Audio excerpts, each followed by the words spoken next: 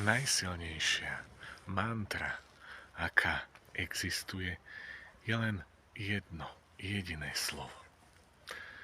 Ak ho aplikujeme do svojho života, tak sa veci začnú hýbať veľmi rýchlo. V Indii mi povedali, že z bodu 0 na 100 sa dostanem za jeden týždeň. No, nebolo to tak rýchlo, ale veci sa postupne začali naozaj meniť.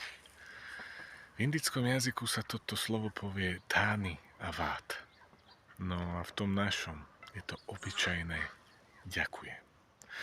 Ďakujem za to, že dýcham. Ďakujem za to, že môžem niečo zjesť.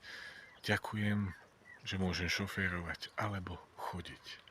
Začneme od týchto obyčajných vecí, každodenných vecí. No a ak sa k tomu ďakujem pridá aj pocit, tak to, čo naozaj chceme získať, príde oveľa rýchlejšie.